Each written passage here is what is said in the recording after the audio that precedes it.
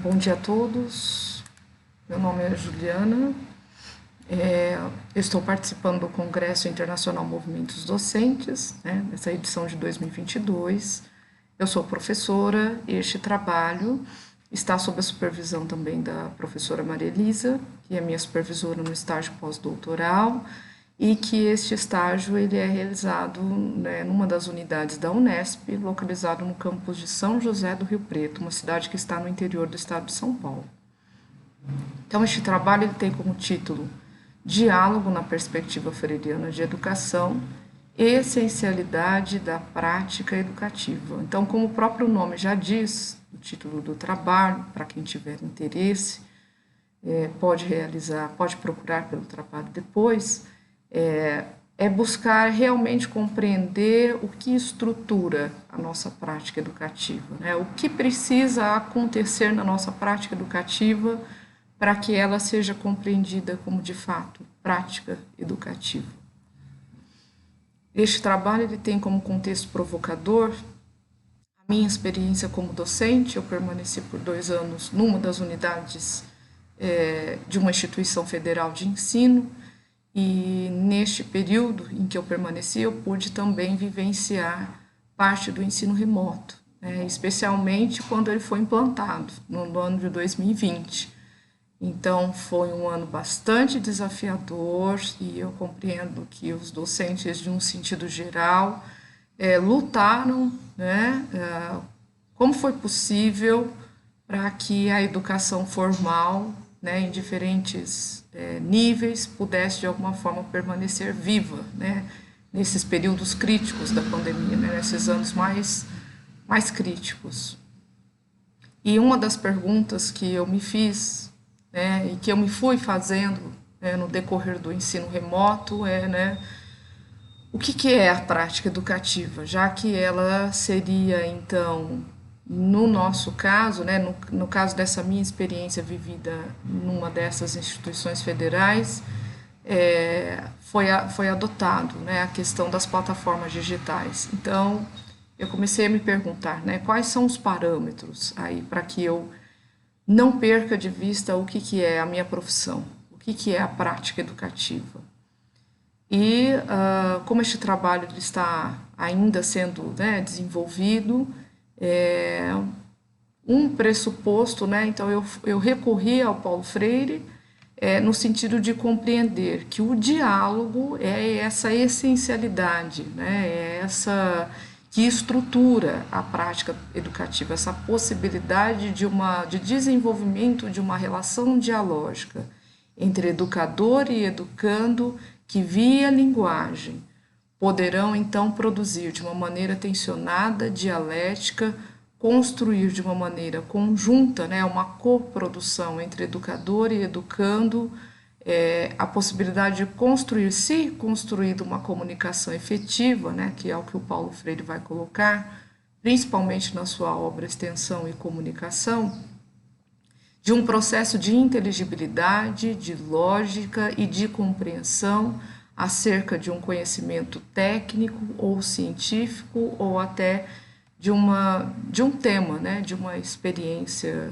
existencial, né, pode ser uma palavra geradora nesse sentido também, como um ponto de partida para o desenvolvimento de uma educação dialógica, vamos dizer assim.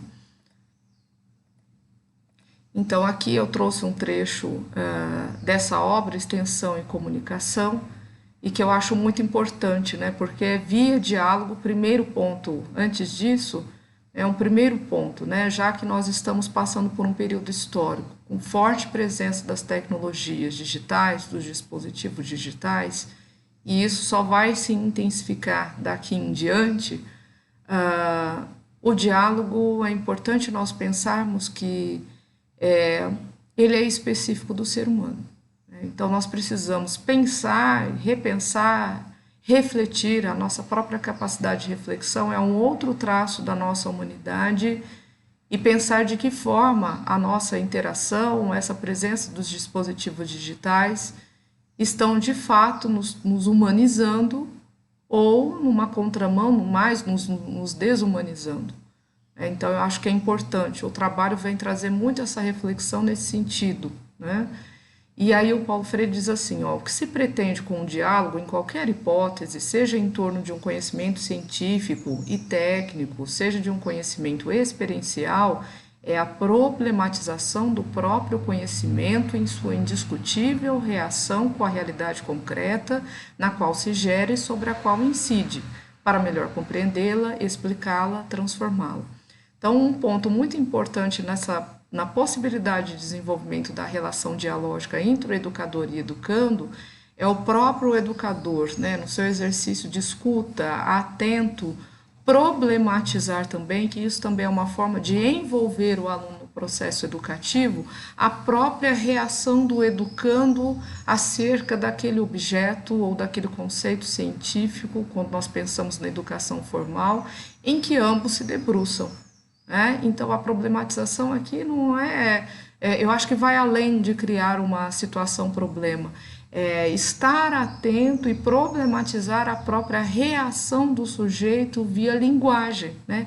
Todo esse processo vai acontecer, ele pode acontecer e deve acontecer, se na perspectiva do diálogo, via comunicação, na tentativa de ambos construírem uma comunicação, uma inteligibilidade, procurarem construir juntos um núcleo do conceito, né? Uma inteligibilidade lógica a respeito do conceito científico. Né?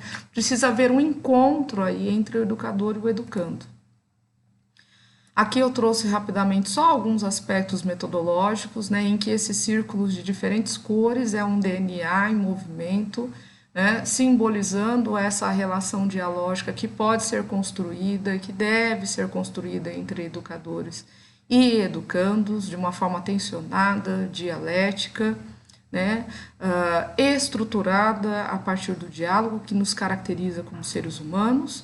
E o ponto de partida que nós podemos tomar nesse processo é o conhecimento de mundo do educando. Né? Então, a sua visão acerca do objeto, dos temas, daquilo que for tratado, né? Quando a gente pensa no processo educativo, é o próprio conhecimento científico. E esse conhecimento de mundo do educando vai permear todo o processo de movimento desenvolvido via diálogo, via linguagem, né, na sala de aula, né, naquele momento. Né, quando nós pensamos em diálogo, nós pensamos especialmente a possibilidade dessa relação ser desenvolvida numa sala de aula, ou até mesmo, né, numa educação, vamos pensar assim, presencial. Mas é importante nós problematizarmos também essa questão quando nós pensamos numa educação online, numa educação à distância, né, como é que fica essa questão do diálogo, né, nesses processos educativos que se darão em outros formatos. Né? Então, é essencial que nessa compreensão, quando existe esse encontro de compreensão, de inteligibilidade, porque na realidade o que o professor compartilha é a sua compreensão acerca do conceito e estar atento a respeito do que o educando vai trazer também e como ele vai construindo a sua compreensão acerca daquele conceito científico. Precisa haver um encontro, né? Para que haja aprendizagem, precisa chegar num núcleo comum desse conceito. Né? Não pode existir, de alguma forma, compreensões diferentes. E é nessa possibilidade de construção de algum diálogo, né, em que ambos poderão, então, emergir como sujeitos. E este movimento, então, como Paulo Freire vai trazer, se caracteriza como um movimento intersubjetivo, lógico e histórico. Aqui são as minhas referências, né? Então, eu só gostaria de deixar isso registrado. Um outro autor também que eu estou aí lendo, conhecendo, é o Willem Flusser, e ele diz que nessa era da imagem técnica, né, um dos objetivos é nos emancipar do pensamento conceitual. Então, que nós problematizemos e que possamos refletir sobre esta época, né, este período, vamos dizer assim, histórico que nós estamos vivenciando, de presença massiva dos dispositivos digitais nas nossas vidas, e se nós estamos mais nos humanizando ou nos desumanizando nesse processo. As tecnologias digitais foram importantes para que o processo educativo prosseguisse, mas nós devemos problematizá-lo. Né? Não é um tempo histórico fácil que nós estamos vivendo. E quando nós pensamos na profissionalidade da docência, acho que é importante, como professores, como docentes, nós pensarmos naquilo que é a essência e que deve, de fato, permanecer na nossa prática educativa. Obrigada para quem assistiu o vídeo até aqui. Até mais.